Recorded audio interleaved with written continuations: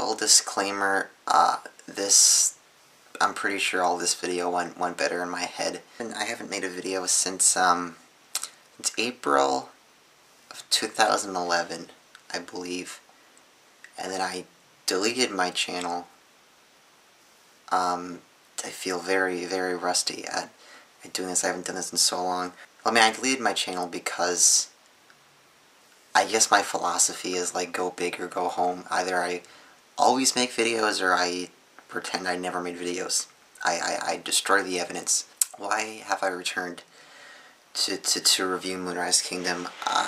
Because my old channel name, if you didn't know, was The Fantastic Mr. Nick, which I named after a movie I love, The Fantastic Mr. Fox, which is a film by Wes Anderson.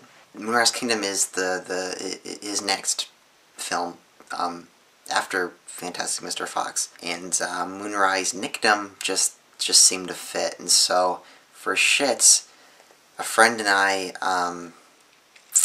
thought it would be funny if I made a goodbye video after all this time to review a new Wes Anderson movie. It does feel like sacrilege to be doing this again, because that channel really, and making videos on YouTube, just kind of, it encapsulated, if you will, the best times of my life. So it does feel a lot like sacrilege to, be talking to this camera, which was with me through all these times, and don't think recognizes me. So thank you if you know, whatever. So Moonrise Kingdom came out in May. I didn't get to see it until just last Saturday because of just time and when my state would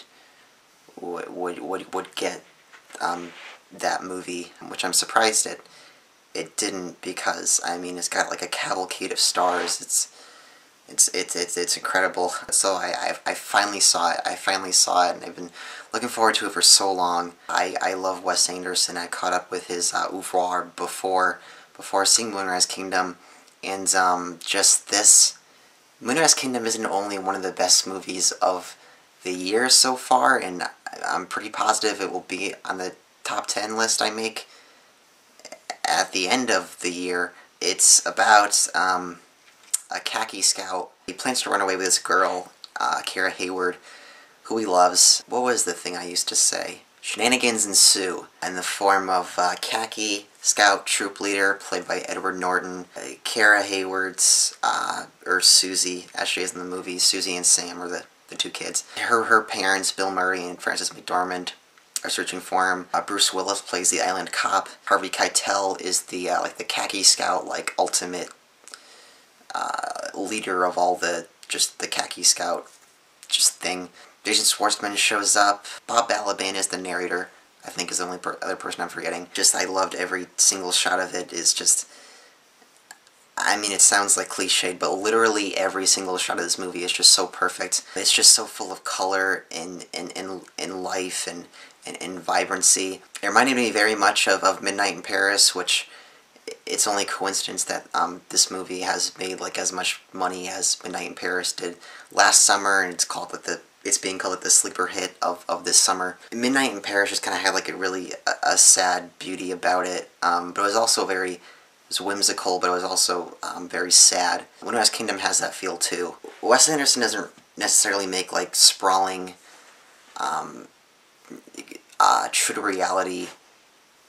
He doesn't tell those kind of stories. He doesn't make those kind of movies. Royal Tenenbaums, my favorite Wes Anderson movie. I mean, it's structured in chapters like from a book.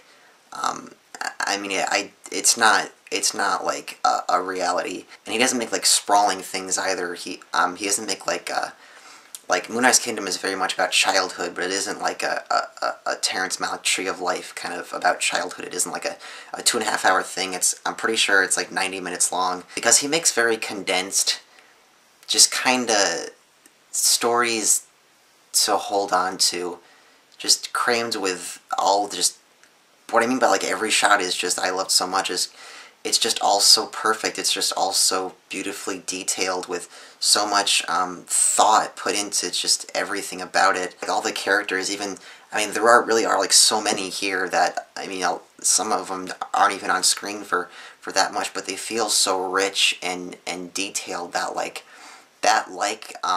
Royal Tenenbaums in Fantastic Mr. Fox, or even Life Aquatic with Steve Zissou, you could argue, but I was thinking more of the former two. The characters in those movies could all have like their own movies made about them, because they are just so ready and prepared to do that. I'm thankful that there's someone as weird and quirky as Wes Anderson to make who's making movies like this, because also, I mean, there are a lot of Wes Anderson impersonators. I mean, he started so much of what we call indie and hipster now. Wes Anderson's movies, they never ring false. They never feel false. They never feel like he's faking it or doing quirky things just to be funny or weird or random. Even when he does try to do, like, in Moonrise Kingdom, there are many things in the background that could be happening that are just in there to be funny. I mean, they're not in there to be, like, made fun of or be called stupid. I mean, he never calls bullshit on what he does. It really is just a beautiful little gift from the heart that he made here. You could know, like, everything about Moonrise Kingdom like I did beforehand, but, you know, I still had to see it.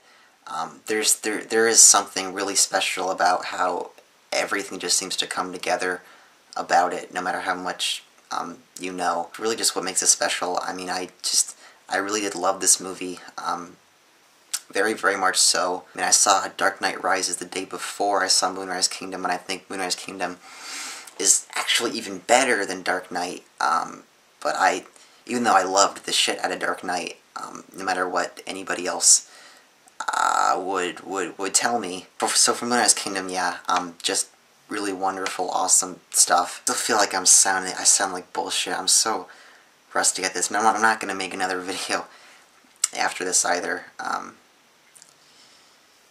Yeah. So for Moonrise, it's 5 out of 5 stars, which sounds like, I don't know, that doesn't sound like it's from a real critic, but you know, I think long and hard about ratings. Even though I didn't get across how much I really do love this movie and how much emotion it has, I did in other ways. It's running around in my head. There has been quite a bit. It continues to be. Yeah, I haven't been able to stop thinking about it ever since I saw it. Tilda Swinton is another one I forgot about. Now I think that's it. No, that's not it. This is... that's it.